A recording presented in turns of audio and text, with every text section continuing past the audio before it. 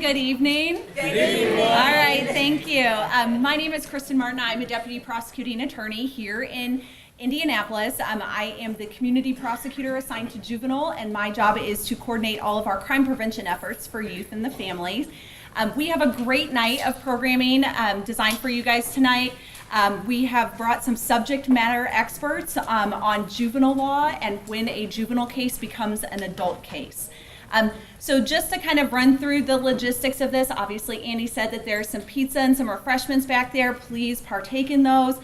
We do have a lot of people that we're anticipating coming, so if you are willing and able to scoot in away from the aisles to give people that are coming in late a chance to come in without disrupting our speakers, we would really appreciate it.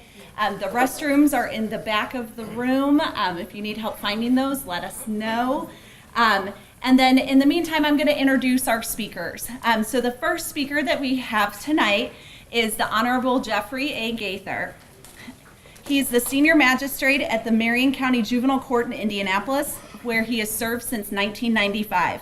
His jurisdiction has included delinquencies, child welfare issues, paternities, guardianships, adoption-related matters, child support, child custody cases, and now dual status cases. He is a former adjunct professor at IUPUI and Martin University, a youth mentor, and a motivational speaker. Judge Gaither has been recognized many times locally and nationally for his community service and dedication to children and families. Judge Gaither developed a much-needed program entitled the Young Women's Empowerment Conference Series. You'll see the posters hanging over there. Which benefits young women on probation who are otherwise involved in juvenile justice system. He created the Male Mentoring Conference, which is a young men's event that emphasizes the value of mentorship to the educational and career success of the child. He is married to attorney Kiki Gaither, and they have 3 sons, Jordan, Taylor, and Austin. They are all members of Phillips Temple CME Church. Please join me in welcoming Judge Gaither.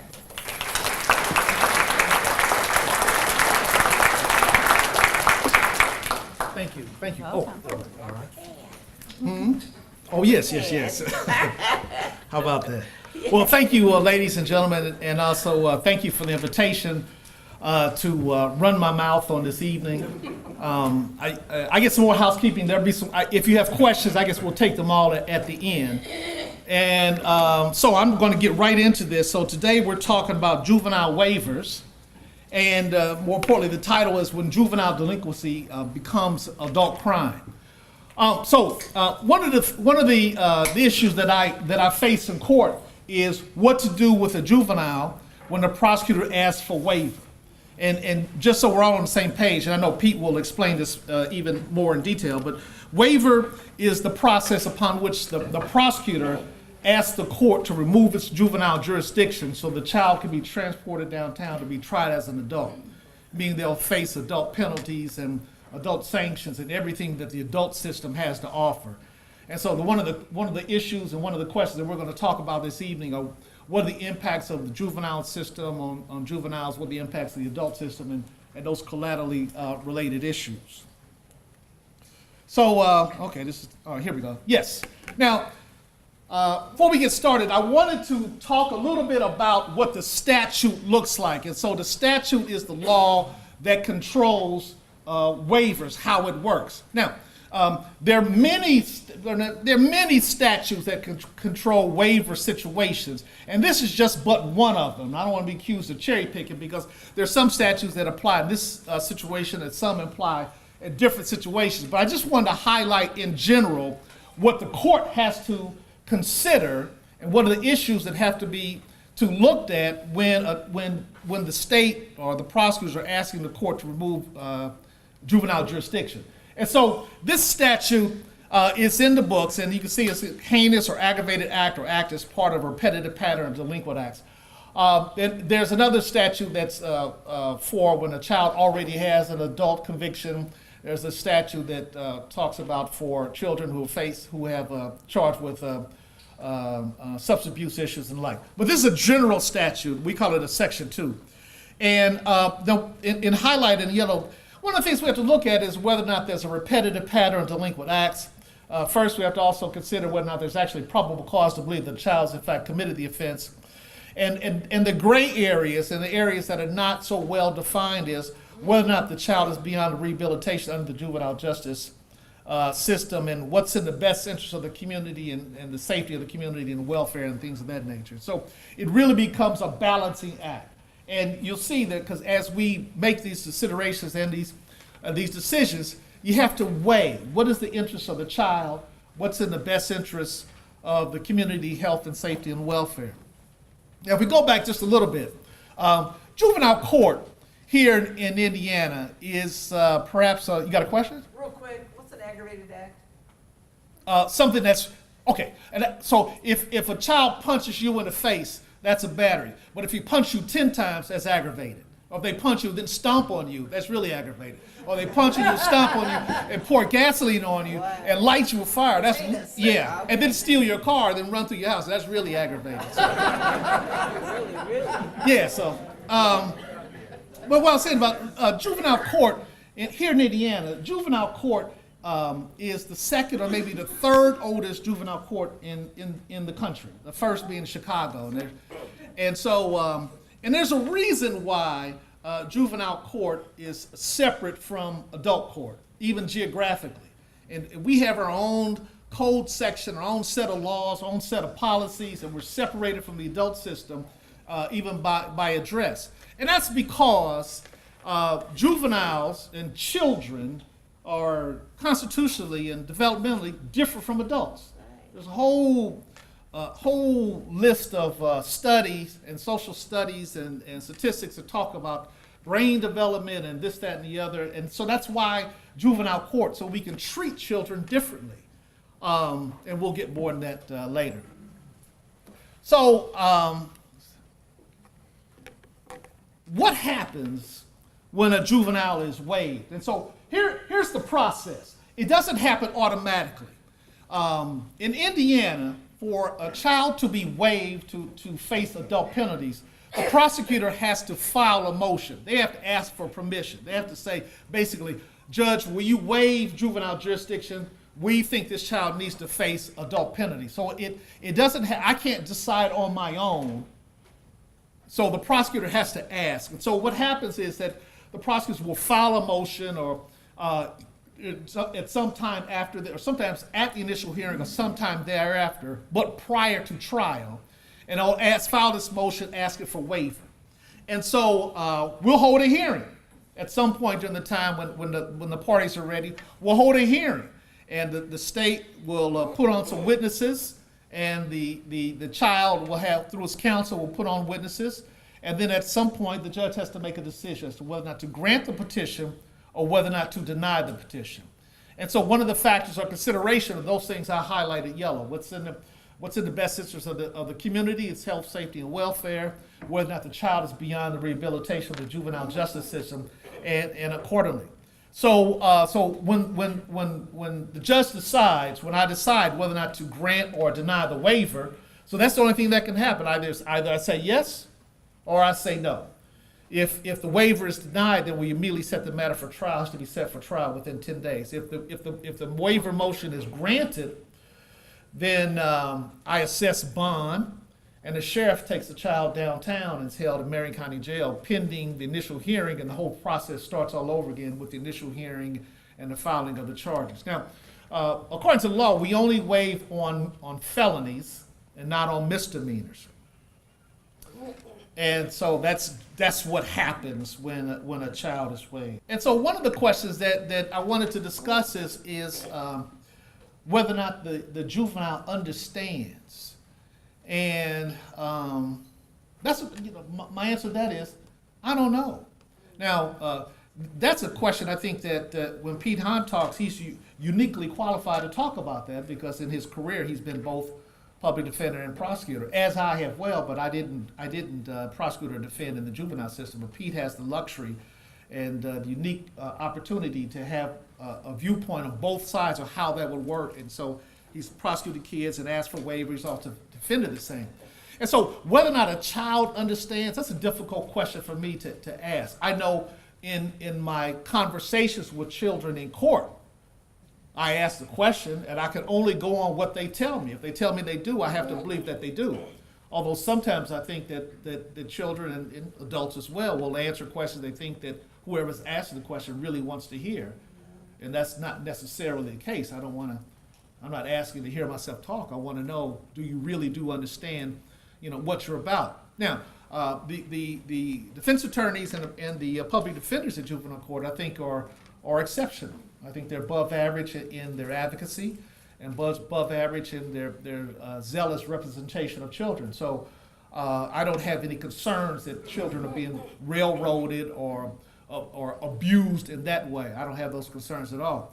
But in terms of what we would want to understand about whether or not a child understands what's going on in the process, when children are in the detention center and they're talking to their attorney about waiver and what that means and what are the logical impacts and what it means to face adult penalties, that's a very serious conversation, because you have to imagine that the prosecutor is not going to ask for waiver on a capricious whim. It's a very serious matter, because the children often are looking at a lot of time. I mean, double digit, 10, 15, 20 years or more, depending upon the level of the offense.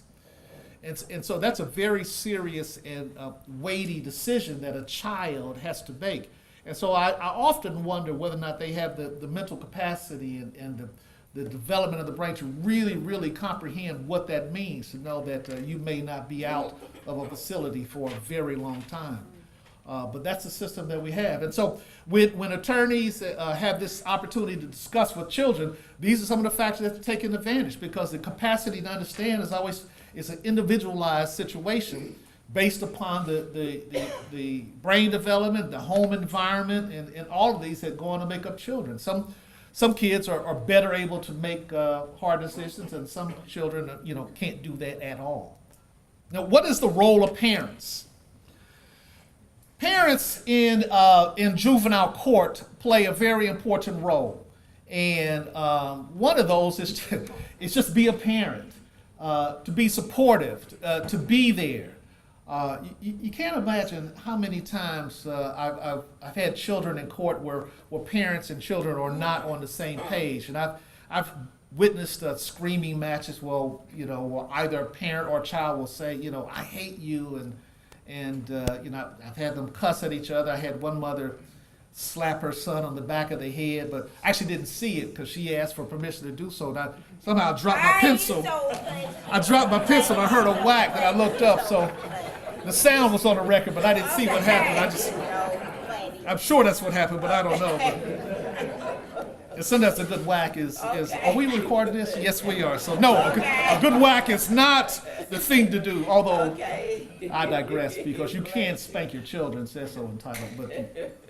But what is the role of parents? So parents are parties, and they have some rights. They're able to waive the children's rights, although it's not always advisable when children have counsel. Parents can have lawyers of their own in the system. They have a right to participate. They can be heard and should be heard. I always ask parents because I want to know, especially as we fashion orders. I want to know that the order that I fashion is going to be beneficial to the family, if it's going to work. Do I have a parent that's supportive or a parent that's not? I have a parent that's really in there and trying to be helpful, or a parent that's given up and is wanting to kick their child out of the house, and it goes back and forth as individuals will occur. So these parents have rights. They have the right to be notified as to the next hearing and participate. They can receive reports. I frequently will provide reports like psychological evaluations and things of that nature, because I want engaged, involved parents. And I think the process is the better for that, and the outcomes are the better for that when we have parents who are fully engaged in the process of what their children, or why their children are there. But then the question begs the answer: if you were that engaged, then the children wouldn't be there to begin with. But okay, we'll deal with that as it comes. What are the rights? And so juveniles, and this is another word about juveniles. I was in a conference once where this one of the facilitators was a one-woman army dedicating to change the language, because words matter. And labels matter. And we talk about children in the juvenile justice system. We talk about as juveniles. And it's taken on a negative connotation. And she was determined that we would refer to juveniles as youth.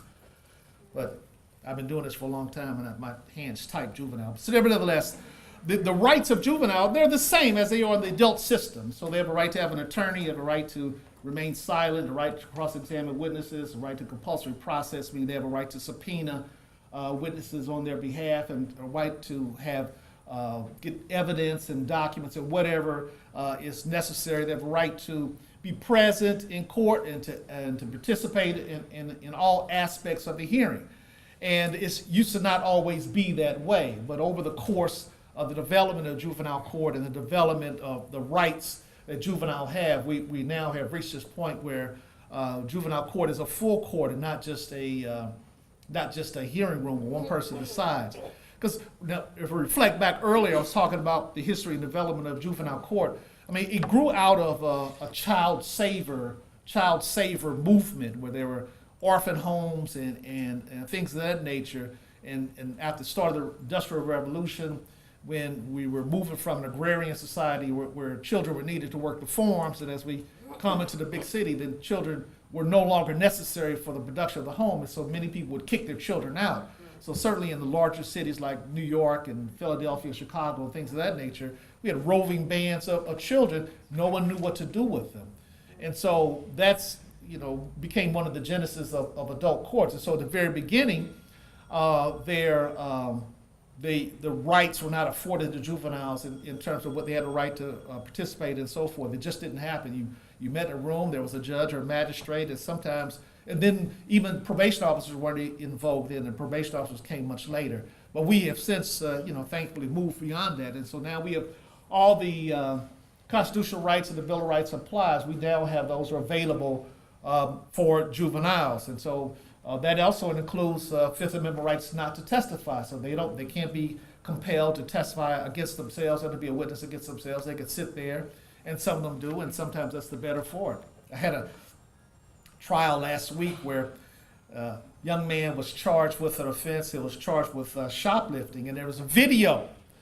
And his attorney argued that the video did not show the young man slipping the item under his clothing. And so the attorney asked for the film to be rolled back. And so the prosecutor was rolling back, and the kid said out loud, "Oh, that's not far enough. You had to go back a little." You have the right to remain silent. Okay. There's a reason why your mouth's closed and yours don't. Dude, really? Oh, but okay. So he was found true, by the way. Okay. Because the evidence was strong, not because he helped out the prosecutor in the point where he actually stole the item. So, now, one of the things that's different from the juvenile system than the adult system is the juvenile system, children do not have the right for bail. In downtown, in the adult courts, you have a right to bail or bond, and you have a right to a jury trial. Those rights have not been extended to juveniles as of yet. Now, there are some states where juveniles or youth have a right to a jury trial. I think it's like 11 or maybe 12 states out of the 50 juveniles have that right, but that has not been extended yet to Indiana. So all the trials and so forth are decided by the court alone.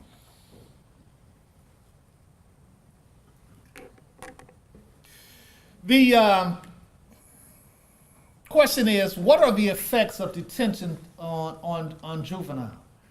Well, there's this thing called JDAI, which is Juvenile Detention Alternatives Initiative, which came into vogue early 2000. Now, when I first started in juvenile court in 1995, May 1st, 1995, and it was a very different kind of a place then as opposed to now. The Juvenile Detention Center is designed to hold 144 children. But we would frequently have in the detention center more than 200. And that was the culture that existed when I first got there. And it as they say, it was what it was. And we didn't concern ourselves, the magistrates and judges, we didn't concern ourselves about the numbers of kids in the center. The prevailing thought was that locking up a child was in the child's best interest because that's the best way to keep children safe. We have since grown from that, thankfully, and have seen the errors of our ways. And JDAI is an initiative that came, as I said, it came into being. And I'll own and claim it. Initially, I was opposed to it. I thought that, because I drank the Kool-Aid fully. And I believe that the best way to protect a child was to keep a child in the detention center, because, I mean, it just sort of makes sense. You want to, we've all had dogs, and you keep them in the house, and everything's fine. But as soon as you open the door, so what do? You keep them back, So by extension, that's how the thought was about what we would do with children that have now been shown that is not the way, and it is so wrong. And so now our detention center, we can no longer hold more than 96. And the average population now is somewhere in the 60s and 70s. Because JDAI, and I won't get a long thing about that, but we have discovered that outcomes can improve with fewer detention days. So we've lowered our average length of stay in the detention center. We've lowered the number of children who can be detained. We've made an important point to ensure that we only detain the kids that need to be detained. We don't lock up kids now just for misdemeanor disorderly conduct. I mean, if you're in the detention center, there's a really good reason for that. And so we've seen that our juvenile delinquency rates have decreased, but they've decreased almost nationwide. I mean, it's not because we don't lock them up here for a whole lot of reasons. Our numbers are down, and the delinquency rate did not go up because we don't lock up kids anymore. And what we have done, though, we've increased our community-based alternatives. We have other ways to monitor kids while they're out. But keeping kids in the detention center really interrupts or interferes with their development. I mean, there's a term called social capital, and social capital is a term that can be used to describe what you get, what you gain, what you obtain as a child, through the growth and maturation process, through interaction with your peers at school and at home and things of that nature. Well, that doesn't happen if you're in the detention center, and so your outcomes are lessened. Your educational function is interrupted, and so all these bad things that occur when you're in the center. Now, having said all that, some kids need to be in the detention center, okay, because they're a danger to the community. So, don't think that I'm up here saying, no, we don't lock up. No. There's some kids that need to be there, and there's some kids that need to be waived and need to address the adult system. And so, what this effort is about to ensuring that we detain the right kids, and that we waive the right kids, and we just don't, put everybody in a bus and say you go this way, and the like. And so there's a cost-effective function to keeping kids in the detention center and all of the negative aspects of that. Oh, I'm running out. Okay, so that's what I get.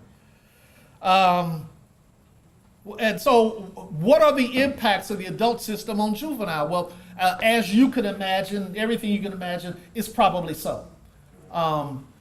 And I mentioned, I made some reference to this earlier about outcomes. And I talk about outcomes because that's one of the purposes of juvenile court. We're very purposeful, very intentional about how we treat children because we talk about the brain development, we talk about the maturation process, but really the premise upon which the juvenile court is really based upon the fact that children are more amenable to treatment, more amenable to rehabilitation efforts, and not just punishment.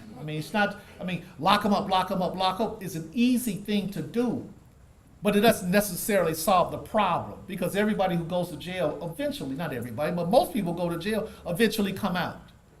And so if you send a juvenile to jail, what are they going to do upon their release?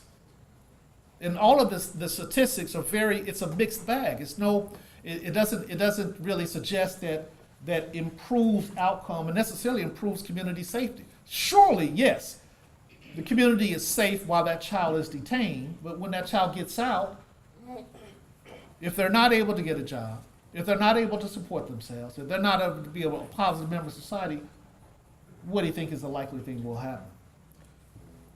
And so of course, while children are in the adult system, they're more likely to suffer sexual assault, they're more likely to suffer physical assault, the suicide rates are higher, and just all the negative effects of what an incarceration will be.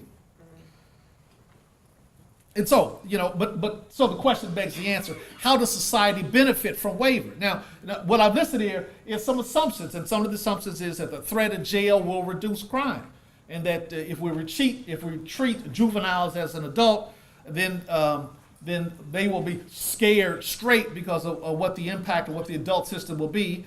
And also, there's assumptions sometimes that the rehabilitative efforts of juvenile court are inadequate to address the needs of the child, and so it's better that we send the child to face adult penalties. But the reality is there's no statistical difference. There's no hard evidence that necessarily suggests that a child in the adult system is a better outcome for that child than being in the juvenile system. But once again, I mean, yes. So if you have someone that's a serial burglar or a serial anything, and is committing a repetitive pattern, then perhaps a little time sitting down in the adult system is the thing to do.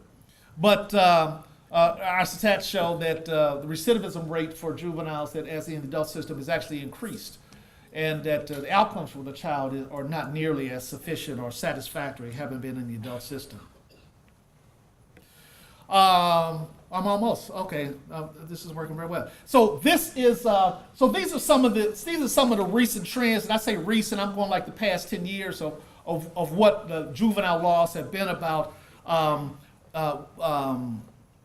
About, let's say, in the 80s and then the 90s, there was this time period called "It's Got to Get Tough." And you all have heard about super predator children and things like that. Well, as a result, many of the state legislatures reacted accordingly, and they've increased more ways or found more ways for juveniles to face adult penalties. And there's a thing called direct file. A direct file are those charges that a juvenile can pick up where they go directly to the adult system and don't even come to juvenile at all. And so across the states, many states have increased the number of charges that a juvenile can face. For example, if you're 16-year-old and you're charged with murder, you go directly to the adult system. You don't come to juvenile court at all. But if you're 15, you're charged with murder, then you go to the juvenile court, and then the state more than likely will ask for waiver. And so over the years, we've had a number of kids charged with murder, and in which sometimes the waiver was granted, sometimes the waiver was denied. And so we've talked about also increased direct file laws. In Indiana and some other states, sentencing is an issue. There's a formula, but sometimes if you are waived if you're waived from juvenile court to the adult court, the judge in the adult court can sentence you according to some juvenile rehabilitative services and programs that transfer the kid back to juvenile court for sentencing under the juvenile statutes, and that's new here in Indiana and some other states. Some states also have a provision where the judge can make a decision to waive a child on their own. And this last bit about dual status. Dual status has been in effect since 2016, and I run the dual status court. Dual status describes those kids that are involved in the juvenile justice system as well as the child welfare system. So if you have a kid that's on probation, let's say for burglary, and whose family's involved with DCS, we call these children, they're duly involved in both systems. So we put those kinds of cases in one court and provide services to that child and family as well. And so the impact of the adult system on juveniles cannot be understated, because after all, I mean that is the primary focus of what I do is what's in the child's best interest. And after 23 years of being on the bench and 23 years of seeing children and families come through, it's a question that has to be asked every time, every case, every hearing. You know, what's in this child's best interest? What is it that we can do to ensure a good outcome? What is it that is more likely to occur to ensure this child and family that they don't come back in front of me? Because after all, the whole purpose of what we do is to ensure and try to keep juveniles and their families out of the criminal justice system. We're not trying to be a funnel. We're not trying to increase or facilitate the school to prison pipeline, which is a real thing.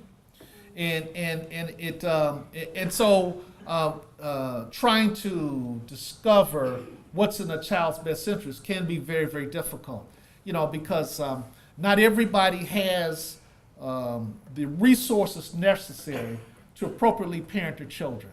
And there are all sorts of circumstances that come into play that cause a child to end up in the juvenile system. The number one factor really for children in the system is, for lack of a better term, broken home. Now, broken home is used to describe when it's a single parent. That doesn't necessarily mean it's broken, because sometimes it's good for it to be single parents if two parents together are not healthy toward each other.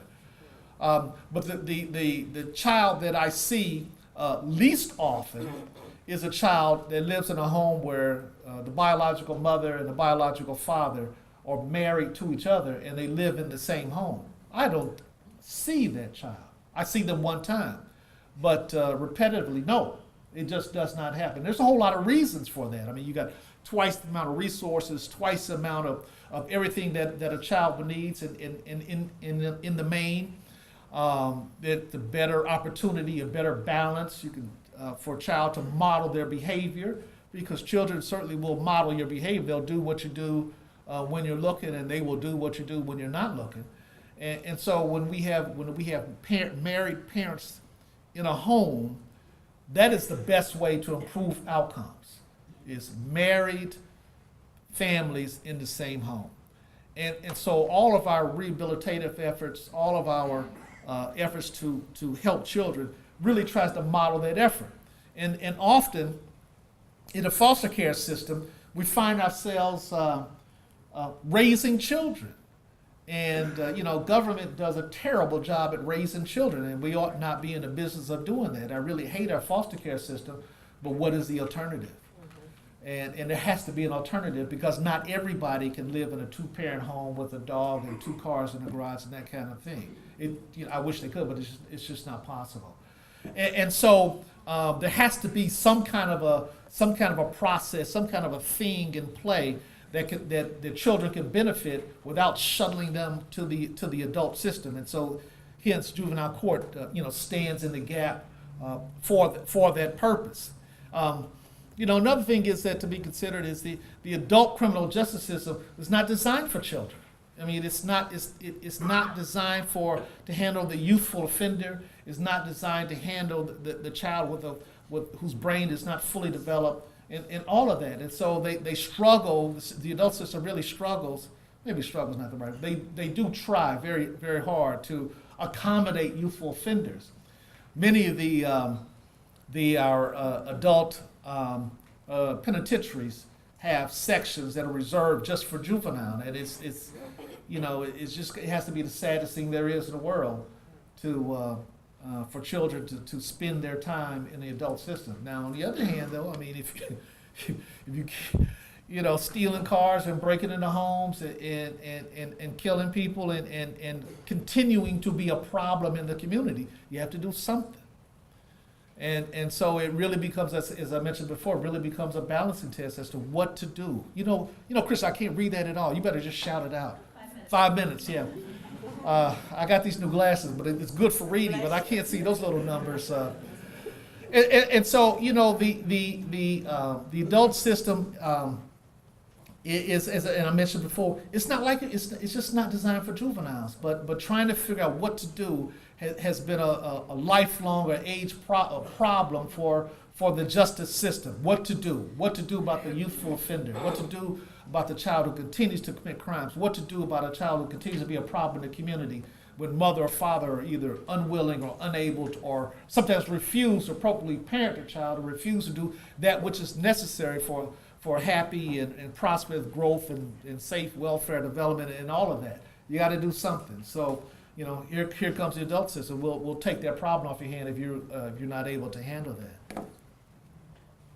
Also, I want to emphasize that one of the effects of detention of the juvenile, I mentioned earlier about the interruption of social capital, not being able to fully grow and develop. But one of the primary differences between the adult system and juvenile system is the impact on the child when applying for a job. Now, in the juvenile system, it's one of the things. It's civil in nature, which means it's not a criminal. It's not an element of the criminal system. So we have different language. We call children respondents, and the adults are called defendants. We call them true findings as opposed to convictions. We call it disposition and not sentencing. We call it detention and not jail. And so there's all our language is different. And so if you're a child and you're 15 years old and you have one or two felony true findings, let's say for burglary and maybe auto theft and another felony for a serious theft, when you go to apply for a job and the question on the job application is, have you ever been convicted of a felony? Well, the true answer is no. Because in juvenile court, we call those true findings. We don't call them convictions. But for the child that gets waived, then that becomes a conviction. And so, the irony is you may have a child two children, one with equal delinquency or criminal histories in terms of the commission of offenses. One child fills out the application, it says 0 convictions.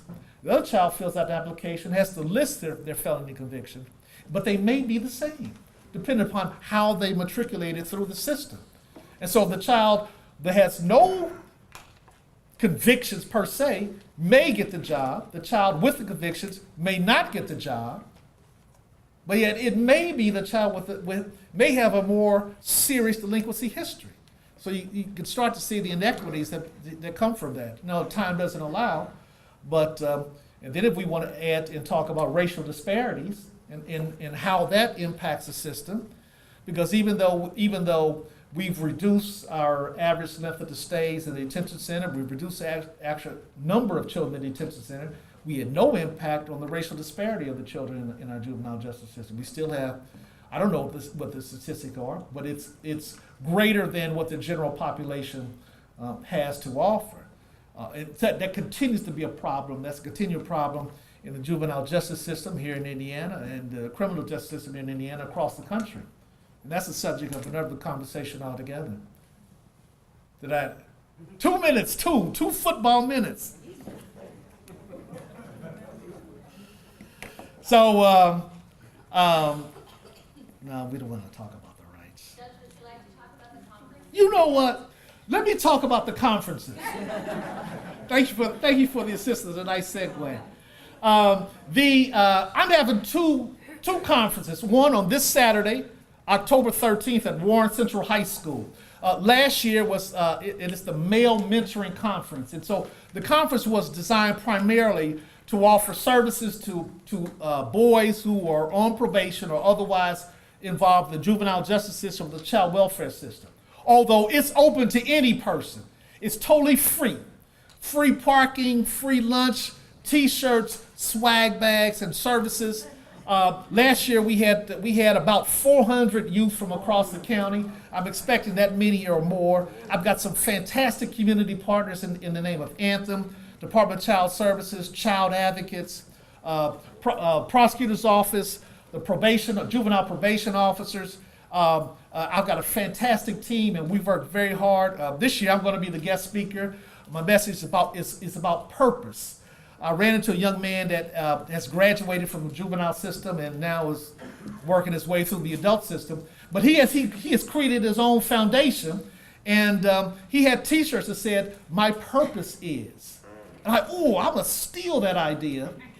That's what I was thinking. I didn't tell him that.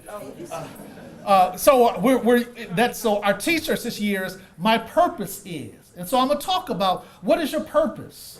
Why are you here? What are you doing what you do? I mean, and not just think short. I mean, that's we've all been 14. We know how you think about for the here and now. You don't think about the future. But it's okay to think about the future. It's okay to think about where you are, what you're doing, and where you're going, and then how to get there. So that's one of the things we're going to talk about at the conference. We have workshops. We're going to talk about sports and education, acting and improvisation, poetry and spoken word. IMPD is going to make a huge presentation this year. with I call it how to survive a traffic stop. They call it community interaction. And no, community interaction and engagement. I call it how to survive a traffic stop. And so I'm anticipating a robust conversation, because one of the questions I have for IMPD is that it's great that we want our children who are children to behave appropriately when involved with a traffic stop.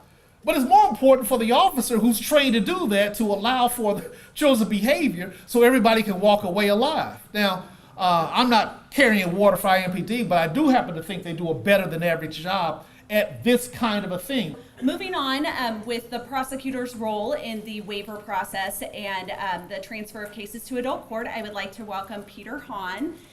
Peter Hahn is the supervising attorney of the Juvenile Division of the Marion County Prosecutor's Office. He supervises a staff of 11 deputy prosecutors, including myself, who prosecute juvenile delinquency.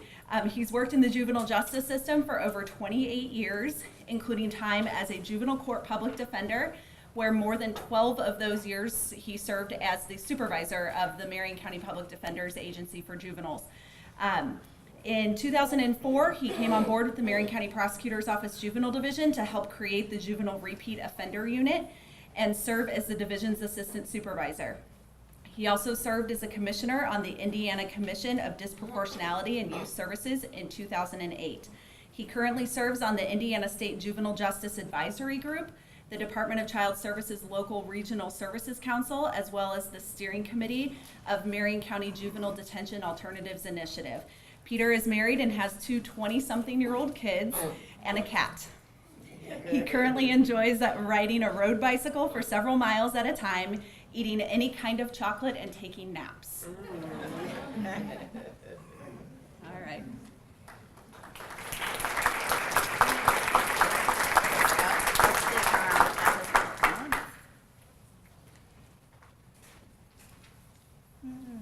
Thank you for the opportunity to speak to you tonight. Let's see if I can figure out how to do this. When juvenile delinquency becomes adult crime. Now, it's kind of interesting to be in a group here to be able to talk to you about that, because frankly, doing the type of law that we do is kind of like boutique area of law. I mean, not too many people really know what it is. They know about criminal law, they know about civil law, they know about divorce law, they know about all those things, but they really don't think too much about what about the lawyers who deal with kids all day long. You know, like Kristen said, I've done both. I was the supervisor of the public defenders for 12 years and the supervisor of the prosecutors for 11 years. And I've done a lot of cases, thousands of cases, and talked to lots of kids on both sides, lots of parents. Think about this for a minute. Everybody here was a kid. Everybody was 10 years old, everybody was 12, everybody was 15, everybody was 17. When you were 17 and a half, do you think you knew everything? Yeah. Did you think your parents were idiots? Yeah. I mean, I did. I mean, and most kids do. Is there a difference between somebody who's 17 and a half and somebody who's 12 or 13? Yeah, there sure is. Many years ago, one summer, I had a bunch of different summer jobs, and one of them was to serve as a baseball umpire for two different leagues. One were like 14, 15-year-olds, and the other were 16, 17-year-olds. And being an umpire before 14-year-olds, they said things like, please, thank you, and sir. Okay. Oh, 16, 17-year-olds used to say, F you, Okay. You know what I mean? So there's a little bit difference between the type of kids that you're dealing with.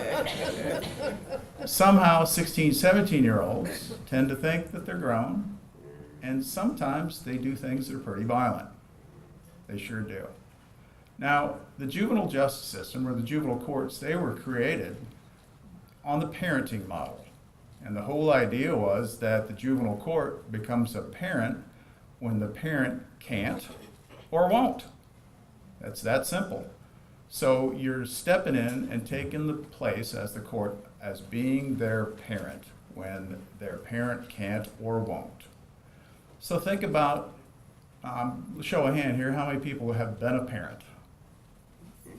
Pretty much a lot of the people. How many people have been like an older aunt or uncle and helped raise kids, or a grandparent? I'd say just about everybody here, for the most part, has had some experience raising kids. Do they do what you tell them to do all the time? And the older they get, the closer they get to being an adult, do they do anything that you tell them to do? Without what? A consequence, right? I mean, isn't that one of the things we learn as we become adults? That consequences matter.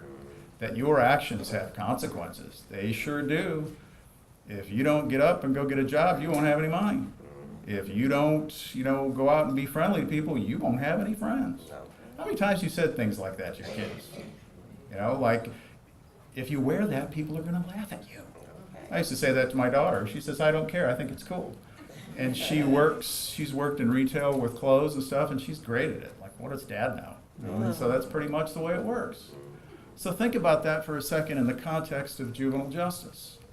The older you get, the more likely you are to not do what somebody tells you to do. You're more likely to maybe be violent, and ultimately you're going to do what you want to do unless there's a real consequence for what happens. And that's kind of where we run into the problem when you have older kids who commit acts that are more serious or more violent or more dangerous to people in the community. I'm not saying something you don't know. All you have to do is read the paper or watch TV. Haven't you seen a local rise in the amount of kids who've been murdered? Haven't you seen a rise or heard about the rise of the number of kids who are committing crimes involving guns? You certainly have. And there have been a lot of kids. Kids have guns, kids use guns. That's basically the way it kind of goes. You remember that case that happened with the kid up in Noblesville? The kid who was, I believe 13, shoots the teacher, shoots one of the classmates. One of the big questions that we got right away, which was kind of interesting, for somebody who does that kind of law, was people were outraged that a 13-year-old wouldn't be treated as an adult. And frankly, Indiana law does not allow for it under those circumstances. So one of the things we're just going to look at are the things we talked about. When are you an adult? When do you become an adult? Who makes the decision, and what are some of the possible outcomes? Something to think about as we go on. What is an adult? Indiana juvenile law is a creature of the statute. I don't care how many times I've said that till my face goes blue. A whole group of decades of young deputy prosecutors, they've seen that face go. Juvenile law is a creature of the statutes. So everything's got a definition. Guess what an adult is? Somebody who's not a child. It's that simple. It's that simple. So guess how old you are when you are 18 years of age and you commit a crime? You're an adult. The whole purpose of the juvenile justice system is to provide rehabilitation, care, and protection to kids, children, juveniles, so they don't become adult criminals. That doesn't mean a 40-year-old adult criminal. That'd be nice. It means an 18-year-old criminal. So when you're looking at your timelines, your time for rehabilitation somewhat is short by statute. Now, one of the ways that you can be a delinquent child is you commit an act that would be a crime if you were 18. So remember that the goal of the process is rehabilitation rather than punishment, so you don't later become a criminal. You won't find anything in our juvenile code that says punishment or statute or anything that would be considered to be adult-like. Judges in juvenile court have a whole lot of different options in their bag. They look at best interests of the child, safety of the community, and the policy of not being as harsh in some of the outcomes that they provide. There's a whole group of things, and they're what I would call a gradual process. It might be a community-based option. It might be treatment. It might be home detention. It might be some sort of community-based program where you might have a case manager who might help you. Remember, it's for somebody to help in or step in when the parent can't or won't. Now think of all the things you had to do when you were a parent in order to parent your child when they were a teenager. Think of all those parent-teacher conferences. Think of all those things the kid brought home at the last minute and said, "Dad, this is due tomorrow." I mean, that's the kind of things that probation kind of does as part of their job, stepping in when the parent can't or won't. Special considerations. We have at the ultimate, like the most severe option we have is the Juvenile Department of Corrections. Now, if you go online and look, you'll see it as Division of Youth Services, DYS. It's really just, for lack of a better phrase, juvie DOC, let's just say it. You have to be at least 12 years of age for a juvenile court to commit you to the Juvenile Department of Corrections. And you can't be committed to Juvenile Department of Corrections once you turn 18. Because remember, if you're 18, you're an adult. And you don't put adults in a juvenile facility to make them so they won't be adult criminals. Here's the catch. Juvenile court jurisdiction and authority, technically by law, because we're a creature of those statutes, ends when somebody turns 21. Yet, the real teeth to enforce it falls off when you turn 18. So, anybody here ever parented somebody who was 18, 19, or 20? Those kids who were still living in your house and eating your food but wouldn't get out? The things that wouldn't leave? Right? Anybody ever have those kids? I'm grown, I'm an adult, I can do whatever I want. Oh, Dad, can I borrow your car? You know? Anybody ever have that? Right. What did you have to do to ultimately gain authority over an 18, 19, or 20-year-old? What did you do? Kicked them out. Either do this or you're out. Either do this or Dad takes the car. Either. Yep. But that's my point. There comes a point where you have to have some ability for consequence in order for them to behave. And that's where we run into problems in the juvenile court system, because you don't really have any teeth once somebody turns 18 in the juvenile system. You can provide services, but consequence? No, you can't. Adult court considerations, and this isn't something you don't all know from being part of the Community Justice Academy. Consequences, dangerous offenders in prison to protect the community. You also try to reduce crime by providing best practices and some community-based options. These are all statutory considerations that are set out in the adult court code about why we have the criminal code. Adult court laws, sentences, when it comes down to it, they have many options. Sentences, community corrections programs, work release, home detention, counseling programs. From somebody who's been in criminal law since the 80s, you've seen a real decrease in the adult system in the use of prison time versus what it was in the 80s. There's been a big, huge decrease in the amount of prison time and a big increase in the amount of community correction programs, home detention, and other reentry type programs. When it comes down to it, this is one of the big, huge main differences. It's the elephant in the corner. It's prison time. These are the ranges of penalties for murder and then level 1 through level 6 felonies. Notice how I said in bold, years, because that's what it is. It's years for some of the more serious offenses.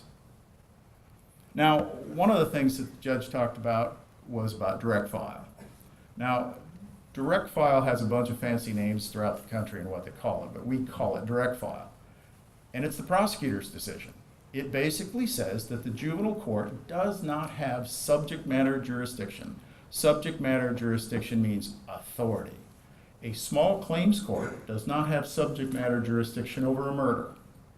So think of it that way. The juvenile court does not have subject matter jurisdiction over 16 or 17-year-olds who commit any of those offenses listed at the right. If a 16-year-old or a 17-year-old commits or is charged with committing any of those offenses, you're automatically in adult court, and you are facing possible adult court penalties for all of those. Now, the catch-all is the one at the bottom. Any offenses that could be joined with it of the same series of transactions. So let's say, for example, you shoot at somebody and you try to kill them, and you break in their house and you take some of their stuff, and then you commit like a confinement or some other type of offense that is not one of the direct file charges. It automatically, because it was all part of the same transaction, can get added. Now, this can get a little troublesome, and we'll talk about this later when we get to some of the sentencing issues. But if you're convicted of one of those direct file, you're in adult court. So if ultimately we charge somebody who's 16 or 17 with murder, attempted murder, rape, and they're convicted of that offense, And I'm sorry, you're in adult court. You're not going back to juvenile court. But it may be different for someone else. Now, there are 5 different waiver statutes, and I won't get any real huge detail here, but there are just 5 different ones. Judge posted the one about what I would call Section 2. It's discretionary. It's what I would call the garden variety form of waiver. You got to be at least 14 years of age. Everything's got to be a felony. It either has to be part of a repetitive pattern of delinquent acts, and believe it, sometimes there are kids who do a lot of different cases over periods of time, or it's really bad, heinous or aggravated. We have to show that it's a felony. We have to show that there's probable cause. A waiver hearing is not a trial. It's a probable cause hearing. So hearsay and a lot of things you might not be able to admit at a trial can be admitted at a waiver hearing. We have to show, since it's discretionary, the prosecutor's office has to show everything. We have a burden of proving it, what's called preponderance of the evidence, which means more likely than not. So it's not a criminal case. It's not proof beyond a reasonable doubt. It is more likely than not. So I have to show that that particular child is beyond rehabilitation here in the juvenile justice system. So beyond you being rehabilitated before you're an adult, before you're 18. You also have to show that it's both in the best interest of the child and the safety and welfare of the community that they stand trial as an adult. And that's where you look at things like, what are the adult options? What are the possible things you're looking at? Versus what can we do here in the juvenile system regarding rehabilitation. Basic drug felonies, those are also discretionary.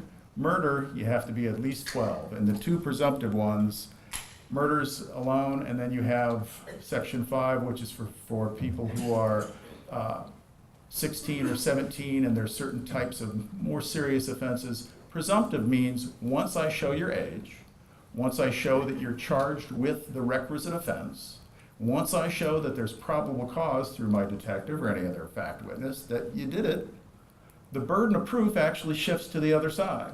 And the kid, the child, the public defender who might be representing him has the burden of proving to the court by a preponderance of the evidence that it's both in the kid's best interest and in the best interest of the safety and welfare of the community they should stay in juvenile court.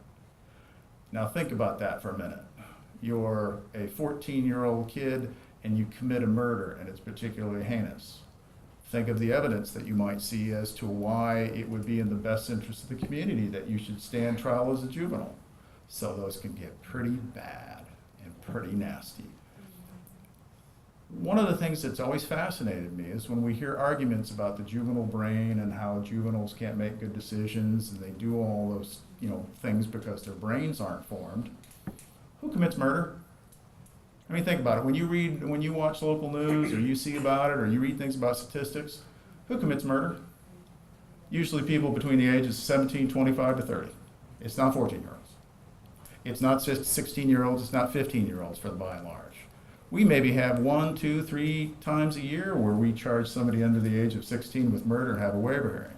The bulk of the murders are committed by people who are 18, 19, 20, 25, 28, 27. So that sometimes can be a problem because they're ground in making those bad decisions and killing people. So that's always kind of an interesting question or evidence that we see in those hearings that's presented that, well, their brains aren't formed, but yet most kids don't commit murder. Actually, remember when you were a parent, didn't your 14, 15-year-old kids, weren't they usually rule followers?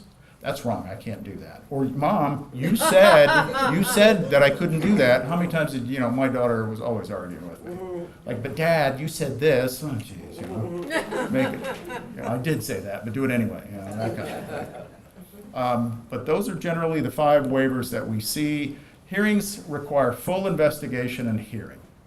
That means that the kids have the right to have evidence presented to fully show that the burden has been met. There's not going to be any railroading somebody. There's not going to be any situation where no evidence has to be presented. The only real limited type situation we have is the type of waiver where somebody's already been convicted in adult court. I mean, if you were a direct file 16 or 17-year-old and you were found guilty of a felony gun charge, I've got 10 minutes left. You're found guilty of a felony gun charge, and then all of a sudden you commit another, what would be, or charged with a felony in juvenile court. What happens?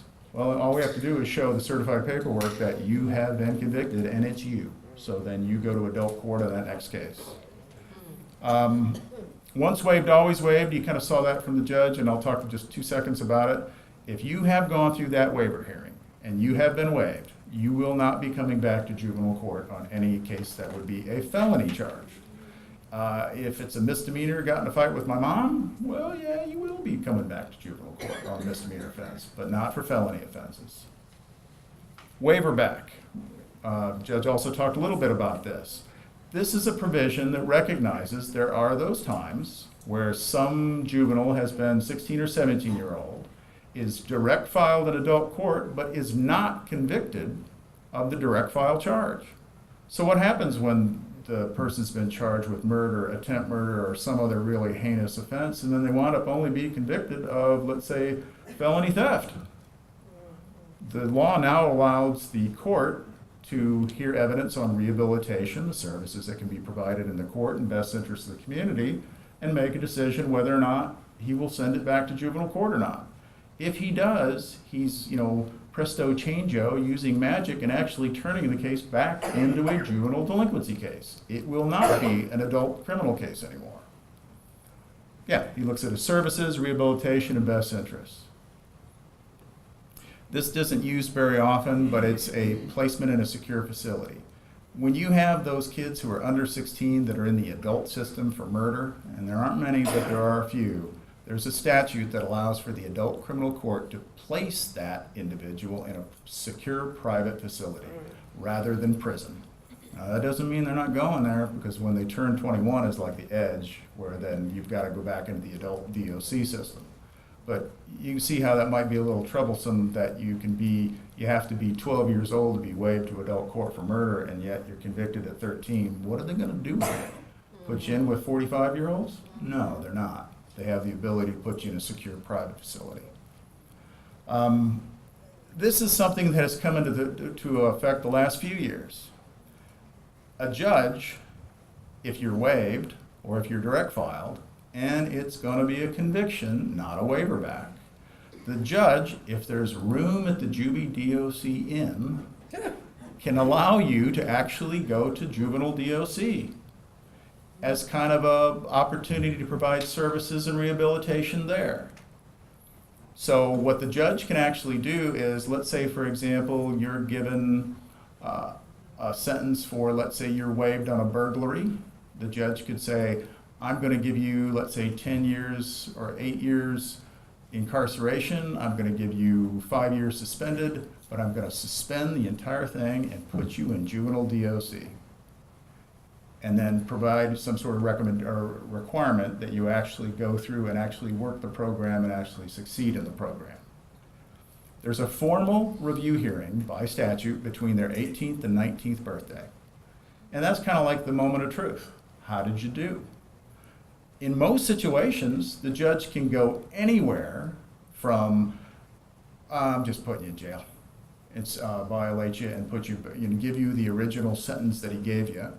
Or he can go all the way to the other extreme and discharge you. The case is over, go home.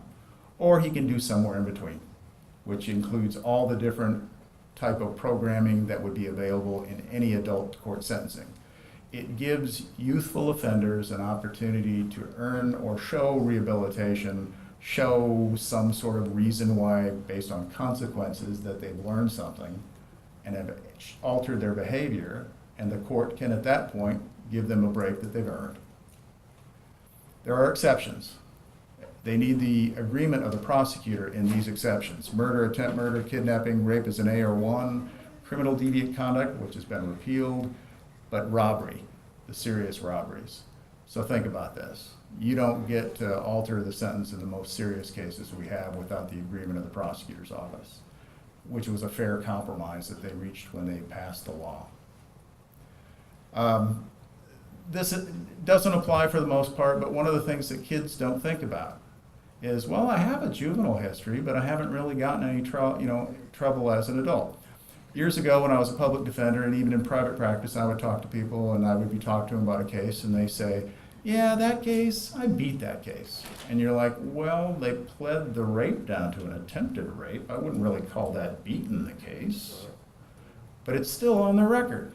People are the worst historians of their lives. they are. So when you're talking to them about like their criminal history, they don't remember that, or they don't know it. Well, guess what? If you are probably in the age range of like 18 to 21, the judge gets to look back at your juvenile history, and if he sees a record of true findings there, he can use it against you and make you what's called non-suspendable. That means you're going to jail, or some form thereof, community corrections, home detention, something involved. Now, he can find exceptions, or she or she, the judge, can find exceptions.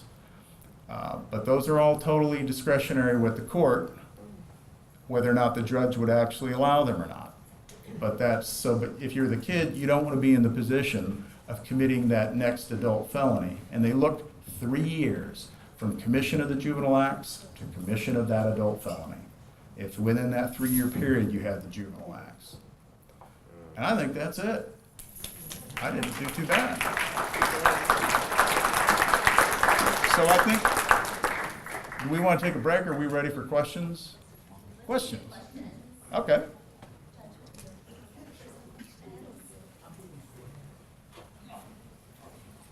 All right, so with the couple of minutes we have remaining, we will be taking some questions for both Mr. Khan and Judge Gaither. So, let's see. Yes. When a juvenile is tried as an adult, is there a possibility for them to, if they're not an adult, if they commit another crime? Or can it be reversed where when they're tried as a child, they're under the offense? So it's kind of like a two-part question. So the first one would be after the case they're on where they're tried as an adult, and they may like get out or something as still a child. Are they able to, if they commit another crime, be tried as a juvenile, or would they automatically be tried as adult? Yeah. Go ahead. It depends on what the second charge is. If it's a felony, then they go directly to adult court. But if it's a misdemeanor, then they'll come to juvenile court. Okay. So, and Pete mentioned as well, once waived, always waived. I mean, once waived, all your subsequent offenses, if they're felonies, will always go to adult court. We do have situations arise from time to time where the first case was a direct violation. So you're in adult court, and let's say, sorry. So let's say you're in adult court on that case, and let's say let's say the judge waives you back because you weren't convicted of the direct file charge. So now you're back in juvenile court. But let's say you were convicted of one of the felonies, and you stayed in adult court. That is where we have the Section 6 waiver. You've already been convicted as an adult. So even though you might start here in juvenile, we'll be requesting you to go to adult court. We do have cases, though, where somebody has been, what is more common is that the case is pending. The person bonded out and then committed another offense. That's more common. Thank you. Yes, sir. Is, when you say the juvenile DLC, is that the juvenile center, or is it the Department of Corrections? Boys' school. Yeah, it's the Pendleton Juvenile Correctional Facility is what it's called. It's the one across the street from the adult reformatory. Oh, so who stays in this one, the juvenile? That's the Juvenile Detention Center, the Marion County Juvenile Detention Center. That's the pretrial, or for you violated the terms of your dispositional decree and the court's holding you to see what are we going to do with you next. But it's not a juvenile, it's not a Department of Corrections facility. What's the Plainfield? Plainfield is no longer juvenile. That was the old boys' school. That was the old boys' school. And that's no longer, they took that, and that's adult, but I don't know what they call it now. But they've taken that facility and turned it into an adult facility. Do all these procedures apply for undocumented juveniles? Or do they have to go through a different one, and then what happens to them? The juvenile code doesn't make any distinguishing feature, or have any distinguishing between your status. So if you commit the offense in juvenile and you are a child, you're in our court. I mean, the state, we're the state of Indiana, Marion County, state of Indiana. We're not going to deal with any sort of immigration status or status with that. That may affect it, but you're above my pay grade or anything I practice. You know, to say what that means, that's up to them. We'll deal with our issue here. In court, they'll be able to have a bilingual public defender, right?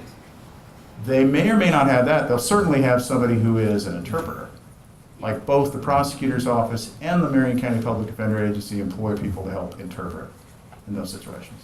You know, along those lines, we have a fair number of Latino children and families that are coming into court, and we always have an interpreter, but we don't always have bilingual attorneys in court. Some are able to do so, but we have to have a court-certified interpreter who can provide the language barriers, because we also have a number of children and families from Burma or from sometimes in different countries in Africa. So it really becomes a language and sometimes a cultural barrier. Now, of late though, because of the immigration challenges that the federal government is offering, that's presenting rather, it really becomes fairly dicey for children in terms of the immigration status and what is the impact of a juvenile true finding on whether or not their ability to stay in the country, and what is the deportation effort and things of that nature. So we have established a working relationship with the Mexican consulate, and there are a number of cases. In fact, Pete and I just had one recently, where it was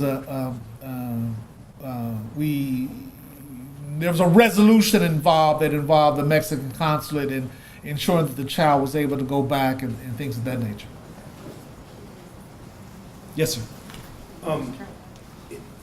In the case where a parent does not want to participate in a court case with their juvenile, does the court have the ability to compel that parent to come into court and participate in the hearings? Yes, I mean, and by statute, there's a thing called parental participation order, where I can order you to participate, to cooperate, to assist, and follow all recommendations of all service providers in this matter. And so, yes. Now, that's what the law says, but in reality, what is the value of you as a parent if I have to threaten you to be a parent?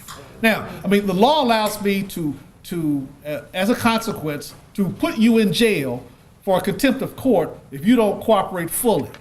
But that's creating a problem while trying to solve a problem, because we're here for your child. Now I got to deal with you. You know, I mean, really? I mean, the real problem is your child's behavior. But then when that happens, everybody understands, well, this is why your child's behaving this way, because you behave that way. And so yes, the answer to the question is yes, we can do that. Yes, sir. Is there an absolute maximum amount of time that a juvenile can spend in lockup or in detention or Department of Correction? In other words, Well, there's a difference between the two.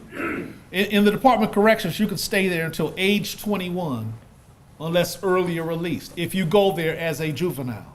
okay. So now there's another thing called determinative There's sentencing. not a year definition, it's their age definition. Is that what you're saying? Exactly. Yes. Except for determinative sentencing, which is an option that juvenile court has if the prosecutor elects for a child to be sentenced under the determinative sentencing statute. And just like the waiver statute, there are a number of formulas where the court can say, you'll be there, I'm going to commit you to Department of Corrections for 14 months, for 24 months, for 15 months, depending upon what is appropriate.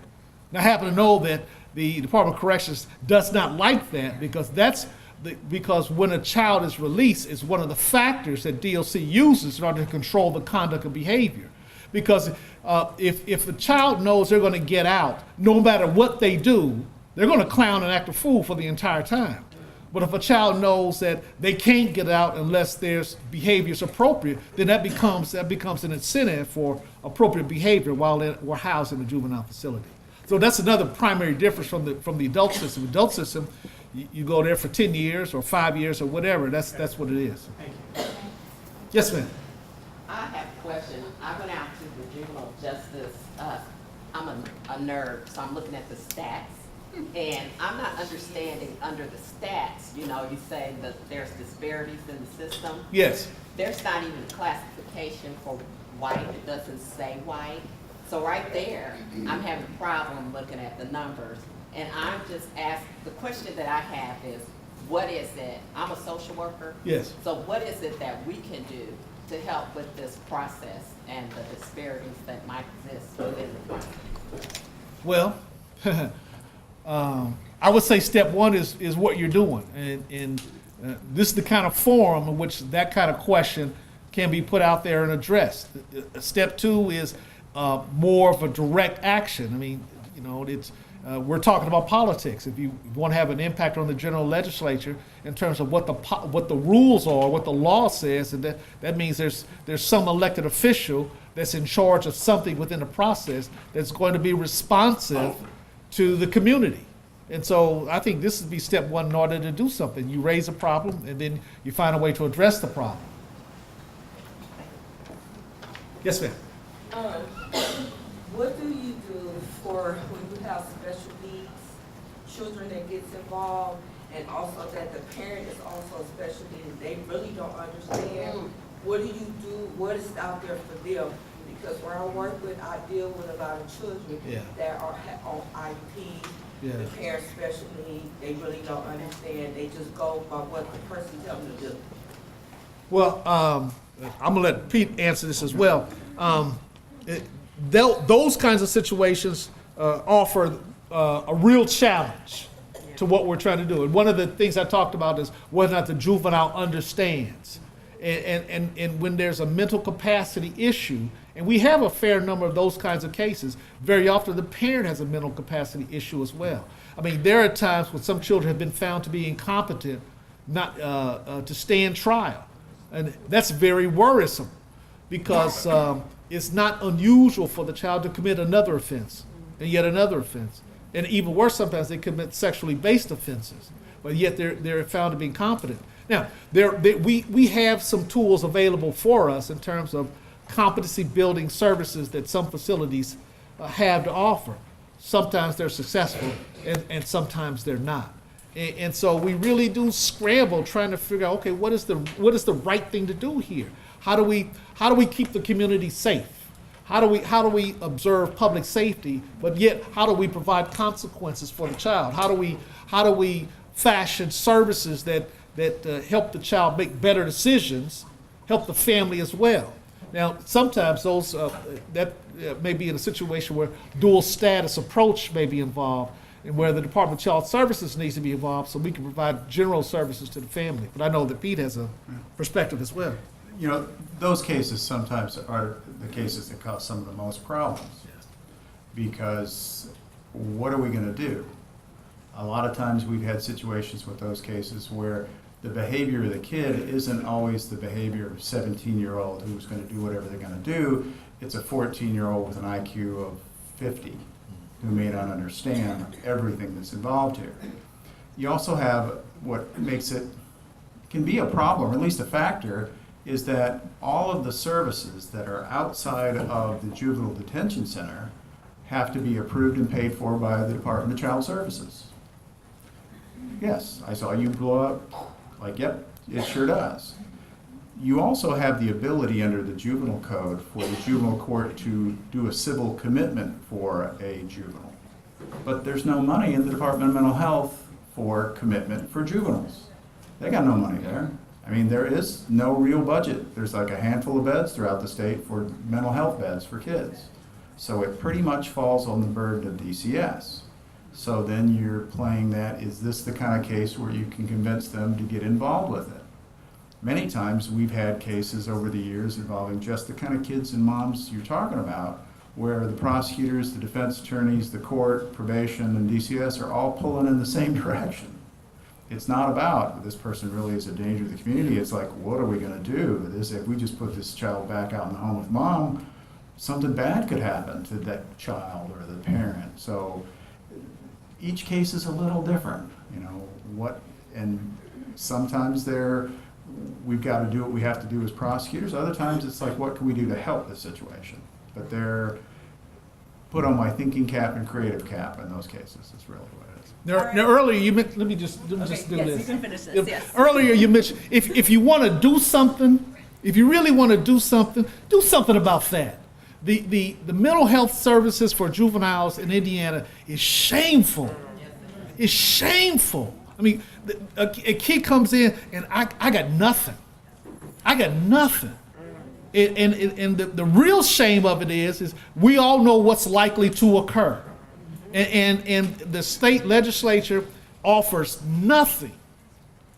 It's woeful, the amount of services for juveniles with mental health issues. And the real shame of it is those children grow up to become adults with mental health issues, and ultimately you pay for it anyway. You pay for it because they find themselves in the criminal justice system, which is not really set up to handle adults with mental health issues, and it's far better to address it when they're children until they grow up and age out of the system. Now you have a real problem on your hand, and so the general legislature needs to be responsive to that situation, and that is a problem nationwide. And we can talk about why that is so. I mean, generally that segment of the population, they don't vote.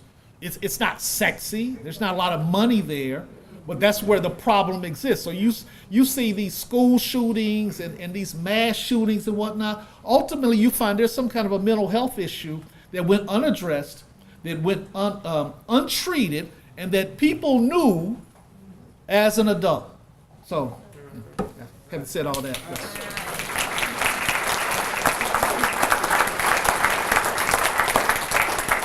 All right, we want to be very mindful of your time, understanding that we also have some prizes to give away this evening. But on behalf of the Marion County Prosecutor's Office, we'd like to thank you both very much for being here today and participating in our program. Swag. Swag, yes. Thank you.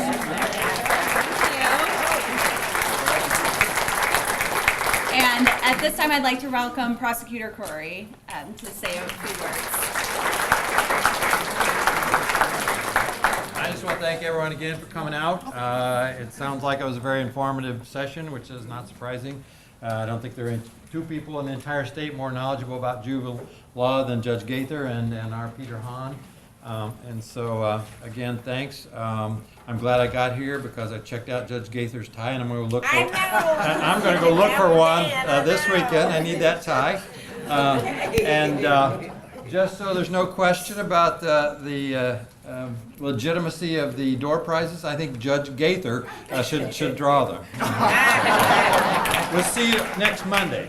Thank you.